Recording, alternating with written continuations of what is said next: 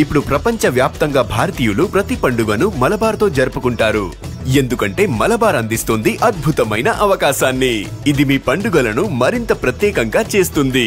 కాబట్టి ఇప్పుడు ఎక్కువ సేవింగ్, ఎక్కువ సంతోషాలు, ఎక్కువ సంబరాలు.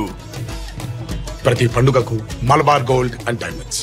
అలాంటి లలితా త్రిపుర సుందరి దగ్గరికి వెళ్ళి ప్రార్థిస్తే మీరందరూ యజ్ఞంలో మీరు ఆహుతపండి. దాని తర్వాత నేను వచ్చి ఉద్భవించి మీ అందరూ తిరిగి ప్రతి సృష్టి క్రియేట్ చేస్తాను, భాండాసురుడిని సంహరిస్తానని చెప్తే ఇలాంటివన్నీ మనకి పురాణాలు కానీ ఇవన్నీ కానీ మనకి ఏమి సూచిస్తాయి అంటే మన దేశంలో మన సంస్కృతిలో ఉన్నతమైన విలువ మనం ఇచ్చేది స్త్రీకి ఇస్తాం. ఇది ధైర్యం పోతే కూడా మనకి తల్లి దగ్గర నుంచి వెతుక్కుంటాం.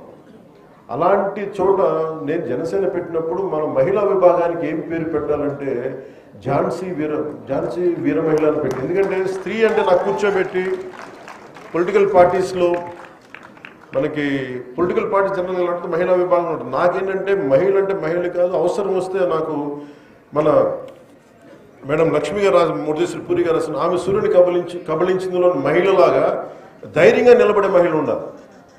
పోరాటాలు చేస్తున్నప్పుడు అవకాశాల కోసమో రాజకీయ ఎదుగుదల కోసమో కాదు, సమాజంలో బలమైన మార్పు రావాలంటే మహిళ చేయగలదు. అలాంటి మహిళలు మనకి మన జనసేనలో ఉండాలని చెప్పి అందుకనే వాళ్ళకి చెప్పడానికి ఝాన్సీ వీర మహిళా విభాగం అని పెట్టాను. ఎందుకంటే మీరెవ్వరికి తక్కువ కాదు, మీరు బలమైన వ్యక్తులను చెప్పడానికి. అలాగే నాకు ఇందాక కుప్పిల్ పద్మ గారు చెప్తే మా మదర్ గురించి చెప్తామంటే నాకు గుర్తొచ్చింది. ఈరోజు మా మదర్ బాగోలేదు, ఆవిడ బెడ్ రెస్ట్లో ఉన్న చాలా నెలల నుంచి బాగుండట్లేదు.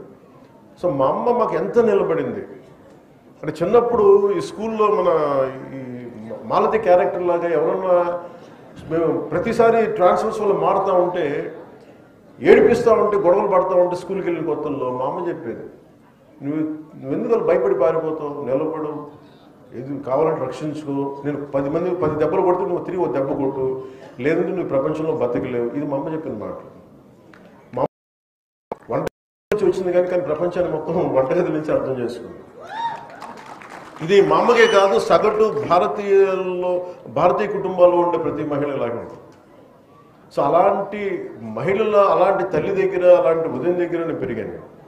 సో అందుకనే నేను సంపూర్ణమైన విశ్వాసంతో సంపూర్ణమైన నాకు మహిళ 33% రిజర్వేషన్ మన ప్రధానమంత్రి గారి నేతృత్వంలోని ఎన్డీఏ ప్రభుత్వం ఈరోజు మనకి తీసుకొచ్చింది. త్వరలో అది ఏదో రాబోయే సంవత్సరాలు అమలు అవుతుంది. ఈ లోపల మనకు కావాల్సింది మీరు నిజంగా ట్రూ ఉమెన్ ఎంపవర్మెంట్ అంటే మనం కూర్చోబెట్టి ఒక ఫెమినిజంకి డిఫరెంట్ అర్థాలు వస్తున్నాయి కానీ ట్రూ మనకి ఎంపవర్మెంట్ అంటే the greatest example is Lakshmi Muralishwara Puri గారు. అంటే మీకు ఆవిడ ఒక అంటే ఆవిడ రచయితను అర్థం చేసుకోవాలి మనం.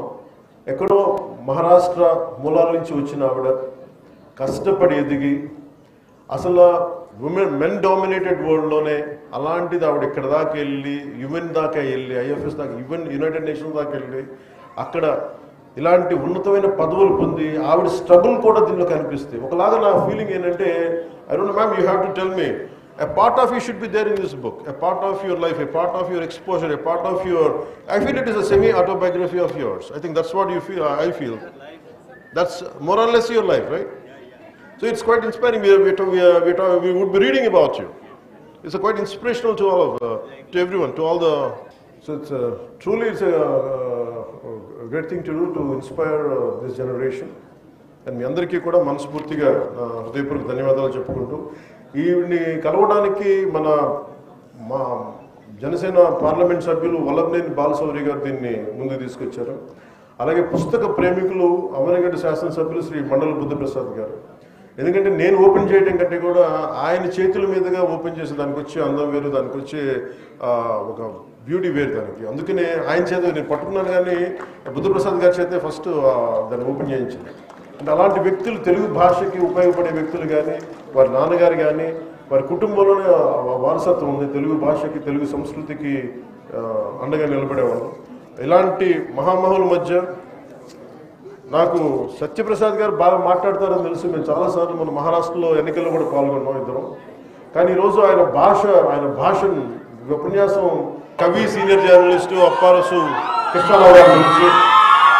ఒక గొప్ప పుస్తకం రాయొచ్చు కానీ దానిని తెలుగులో అదే స్థాయిలో అనువదించాలంటే చాలా చాలా కెపాసిటీ కావాలి, అంటే చాలా దగ్గరగా తీయాలి.